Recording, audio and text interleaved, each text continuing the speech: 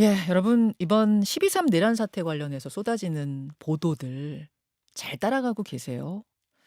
군 조직의 체계나 용어들이 아무래도 낯설다 보니까 이해하기 쉽지 않은 부분들도 분명히 존재합니다. 예를 들어서 방첩사, 정보사, 수방사, 특전사 보도, 특전사 이런 거 보도에 수도 없이 등장하는데 어떻게 다른 조직인가?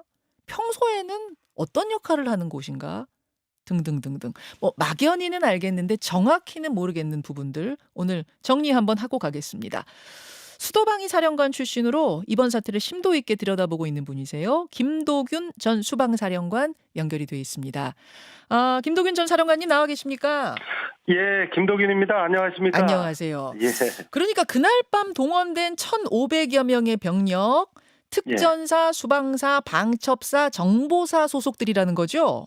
그렇죠. 예. 예, 지금 실제로 등장하는 그 개개인들의 인물을 봐도 그러니까 계엄의 주요 인물들 이름을 봐도 방첩사령관 아무개, 정보사령관 아무개 이런 식이란 말입니다. 예, 예. 도대체 이 조직들은 평소에 어떤 임무를 맡고 있는 어떤 조직들인지부터 정리를 좀 해주십시오. 내란 숙의 이 윤석열과 이 김용현 지시에 따라서 이 계엄군으로 출동한 부대는 네. 방금 말씀하신 것처럼 방첩사, 특전사, 수방사, 정보사 4개 부대입니다. 예. 아마 우리 군에서 가장 정예화된 병력들이 계엄군에 가담한 것이죠. 뭐 대충은 다 알겠지만은 이 조직들의 그 원래 임무는 아주 분명합니다. 예를 들면 예. 특전사 같은 경우는 전평시 특수작전 그리고 대테러 작전을 수행하도록 훈련하고 임무를 수행하고요. 그리고 수방사는 네. 수도권 지역에 대한 방어 책임을 맡고 있고 또 가장 핵심 시설이 많은 우리 수도권 지역의 산재에 있는 핵심 시설을 보호하는 그런 임무를 수행합니다. 예. 그리고 이제 정보사는 정보사. 특히 그 국내뿐이 아니라 이 네. 해외 군사 정보를 수집하고 수집된 정보나 첩보들을 평가 분석하고 첩보전으로 첩보전. 또 역할을 수행하는 그런 부대고요. 네. 끝으로 이 방첩사는 네.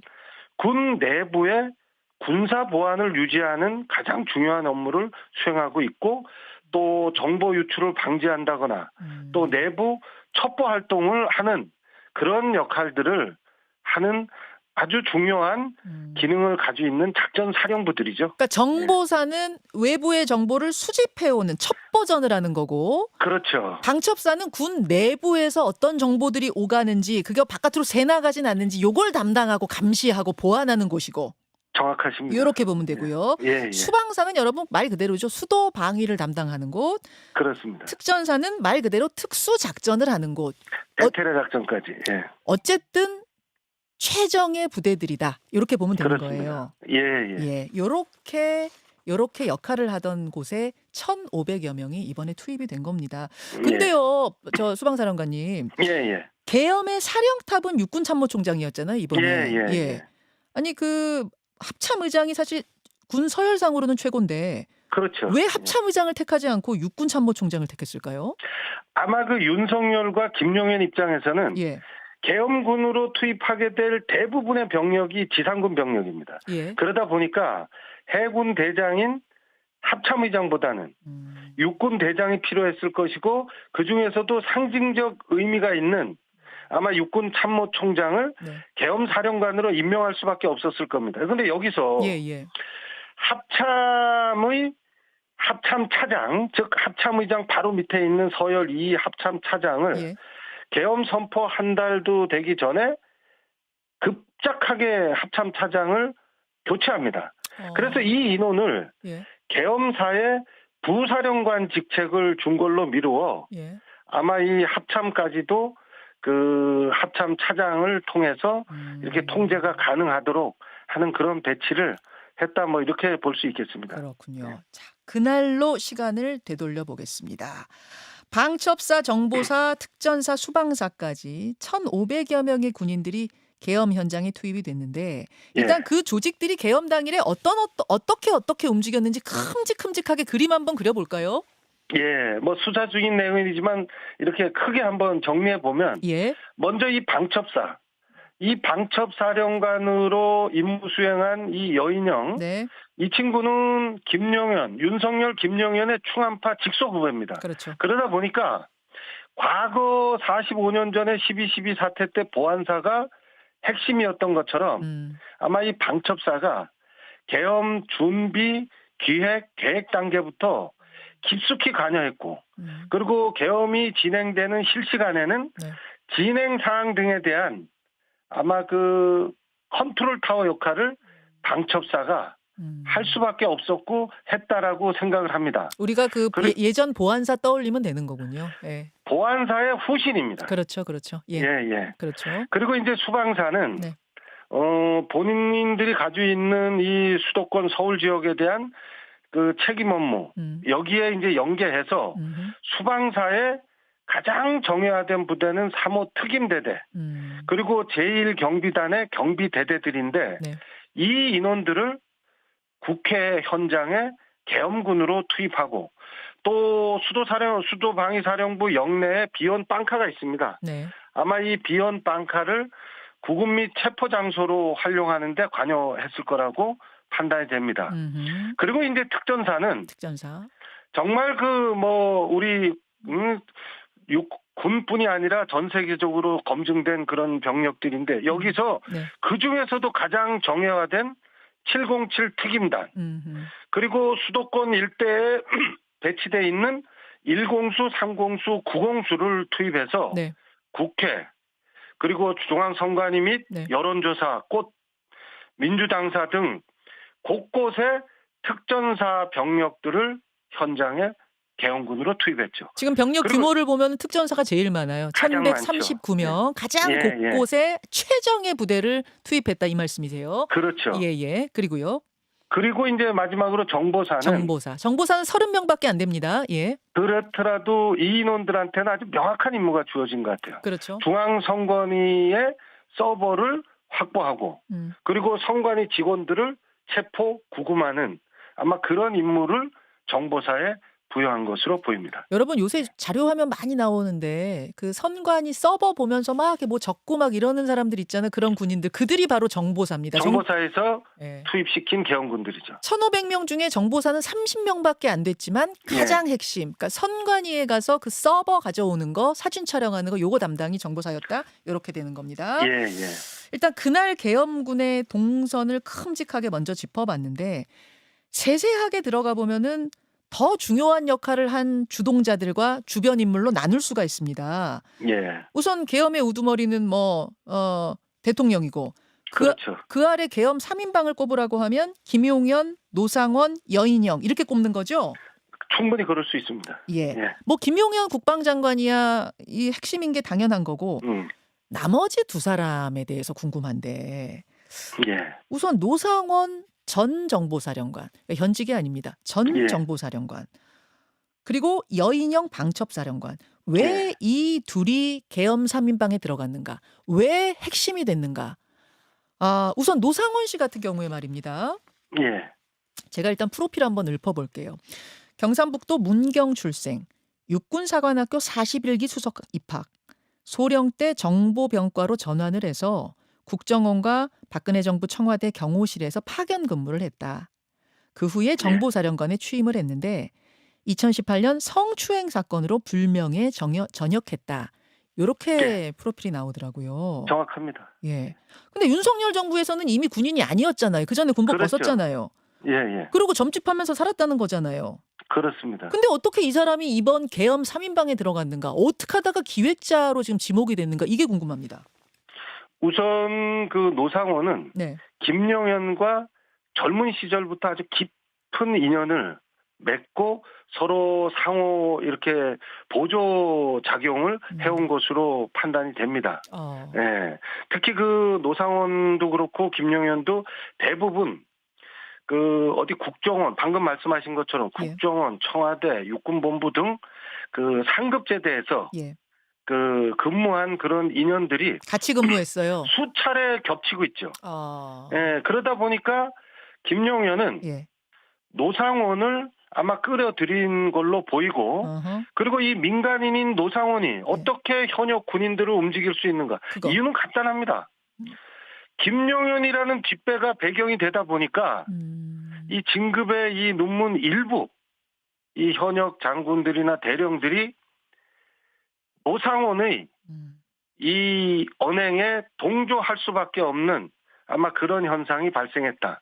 그래서 이렇게 민간인인 이 불명예 전역자가 현역 군인을 움직이는데 역할을 해준 것은 김용현이라는 이 국방부 장관을 했던 이 인원이 뒷배가 됐기 때문이다. 저는 뭐 그렇게 생각합니다. 그러면 노상원이라는 민간인의 뒷배가 국방장관이라는 걸 군인들은 다 아는 거였어요? 다 알고 있죠. 다 아는 거예요? 그럼요. 참 네. 기가 막힌 일입니다. 그러니까 어떻게 예. 현직 정보사령관이며 유능한 대령들이며 이런 사람들이 전직 민간인, 점집하는 민간인한테 이렇게 쥐락펴락 당했을까? 저는 제 이 부분이 이해가 안 갔는데 그 인사 얘기하면 그렇게 꿈쩍도 못 합니까? 그게 뭐 모든 군인들을 다 그렇게 판단할 수는 없지만 예. 특히 이번에 그 계엄군에 참여한 인원들 면면을 보면 예. 정말 이 인원들은 그 어떤 자기의 이해관계와 조금 더 음. 진급을 하기 위해서 정말 눈먼 이런 인원들입니다. 군과 국가를 배신한 그런 인원들이다 이렇게 하여튼 생각합니다. 정말 나름 그 우리 그 장병들 네. 후배들한테 네. 그 얼굴 들기가 창피할 정도로 그렇죠. 그 안타까운 현실입니다. 참 예. 군의 사기가 이번에 또 얼마나 떨어졌을까 그 부분도 생각하면은 답답한데 노상원이란 인물 자체에 대해서 한번 알아보겠습니다. 이 사람 참 예. 미스터리한데요. 일단 뒤에 뭐 김용현이 있다라는 거는 소문이 파다했다는 얘기고 그 예. 외에도 어떤 인물로 군에서는 알려져 있었습니까? 노상원이라는 인물은 사실은 예. 그 특히 그 동료들이나 그 후배들 사이에서는 가까이 하면 굉장히 위험한 인물이다. 그리고 가까이 해서는 안 되는 인물이다라고 사실은 정평이 나 있었던 인물이에요. 왜 그렇습니까? 특히 그 정보병과 내에서는 예.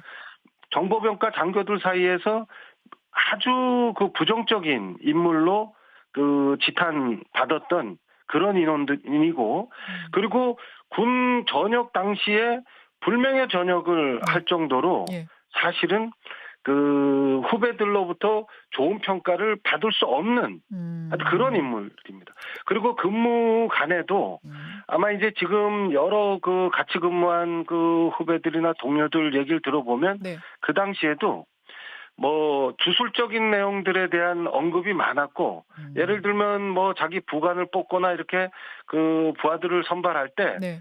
손금을 본다거나 하는 보통 사람들이 행하는 그런 그 행동 외에 아주 특이한 사항들이 많이 노출된 것으로 이렇게들 얘기들을 지금 하고 있습니다. 부하를 뽑는데 면접하는데 손금을 봤다고요? 네, 손금을 보고 뭐 사주를 풀고 하는 그런 과정을 본인 스스로도 네.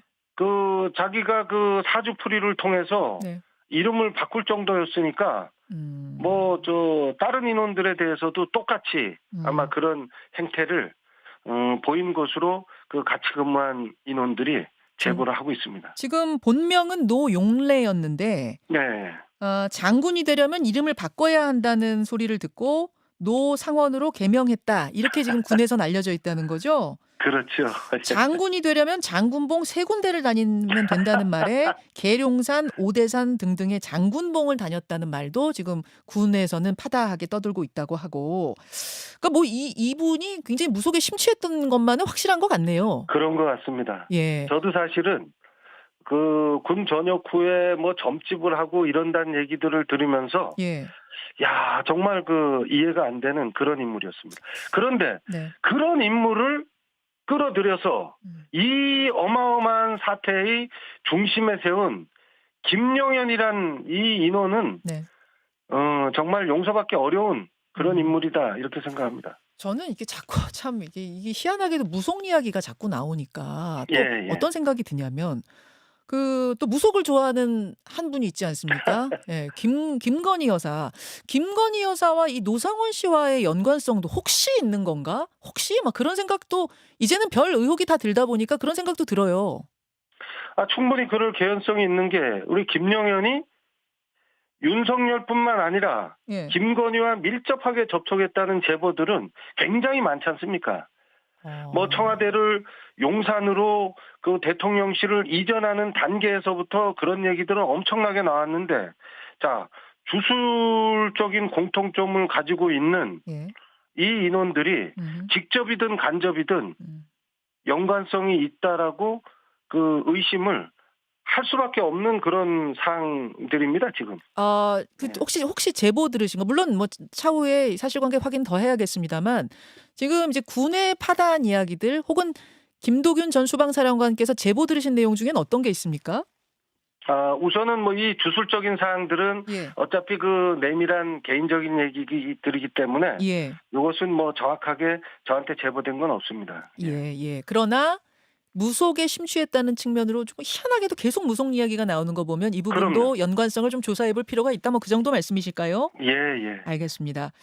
그 노상원의 신당에서, 안산 신당에서 발견한 수첩에는 이른바 계엄 수첩이라고 우리가 부르는데 이번 사태를 풀 실마리들이 상당히 들어있다고 하죠. 예. 국회 봉쇄, 체포, 뭐 사살, NLL을 통해서 북한 공격 유도, 이런 단어가 적혀 있다는 거는 며칠 전에 경찰이 확인을 해줬고, 예. 그 후에 새롭게 나온 단어가 백령도 작전입니다. 백령도 작전. 예. 수첩에 백령도 작전이 쓰여 있었다는 건데 이거는 뭘 의미하는 거라고 보세요? 우선 그 윤석열, 김용현이 네. 비상계엄 사태를 끌고 나가는 그 시나리오는 아마 최초에는 이 북풍과 연계되어 있었다고 뭐 지금 재반 사항들 나온 내용들을 보면 예. 그렇게 연계시켰을 겁니다. 그런데 그 북한이 네. 뜻대로 움직이지 않자 네. 그 계엄 시나리오가 바뀐 것으로 이렇게 보이고, 그 북풍과 연계된 계엄 시나리오를 짜는 과정에서 예. 아마 나름대로 정보통이라고 하는 노상원이 네. 여러 가지 북풍과 연계될 수 있는 그런 시나리오들을 만든 것 중에 하나가 백령도 작전이다, 이런 생각이 듭니다. 뭐 지금까지 나온 내용들을 종합해 보면 예. 북한군으로 위장한 HID 등 이 정보사 요원들이 네. 우리 주요 인사들을 납치해서 서북도서 백령도로 끌고 가면서 뭐 사살 또는 또 NLL 일대의 남북 간 교전 사항을 뭐 전개한다, 뭐 이런 시나리오를 구상한 것 같은데, 군 생활을 이 40년 한 저도 예. 이 시나리오가 가능한 것이고 이게 구상할 수 있는 것인지 솔직히 이해가 안 갑니다. 지금 예. 수사당국은 말씀하신 것처럼 그 수거 대상, 이른바 수거 대상이라고 하는 뭐 정치인이며 언론인이며 종교인이며 이들을 수거한 뒤에, 즉 체포한 뒤에 배를 태워서 백령도로 보내는 과정에서 사살한다. 요거를 지금 백령도 작전으로 보고선 조사하고 있대요. 예. 근데 정말 들으면서 저도 이게 영화 속에나 있는 일이지 이게 지금 현실에서 이런 작전이 수행될 뻔했다고 믿기지가 않아요. 근데 그 북풍과 연계시키려고 했던 그 내용들 보면 예. 그 예를 들면 서북도서의 해상 사격 훈련을 강화시키는 것, 예. 또 무인기를 수차례 평양으로 침투시킨 것, 예. 그리고 오물풍선에 대응하기 위해서 원점 타격을 준비한 네. 그 수차례 정황들, 뭐 이런 걸 보면 네. 이 지금 나온 이 백령도 작전도 북풍 작전과 연계하기 위한 그런 시나리오 중에 들어있지 않았을까 하는 그런 합리적 의심을 진짜 할 수밖에 없는, 예. 그 정도로 하여튼 황당무계한 그런 집단이다. 정말 상상을 넘어서는 그런 행위들이 발생하다 보니까 이런 문제들도 좀 생각할 수밖에 없다, 이렇게 생각합니다. 알겠습니다. 오늘 김도균 전 수방사령관 통해서 우리가 지금 들으면서도 이해 안 갔던 부분들, 뭐 헷갈리는 부분들 오늘 한번 정리해봤는데요. 김도균 전 사령관님 조만간 다시 좀 모셔야 될 것 같아요. 그래서 뭐 우리 좀 헷갈리고 궁금한 것들 있을 때 모시겠습니다. 예, 몇 가지 더 얘기해야 되는데 하여튼 다음에 다시 한 번 더 얘기하겠습니다. 예, 오늘 고맙습니다. 예. 김현정의 뉴스쇼는 시청자 여러분의 참여를 기다립니다. 구독과 좋아요, 댓글 잊지 않으셨죠? 알림 설정을 해두시면 평일 아침 7시 10분 실시간 라이브도 참여하실 수 있습니다.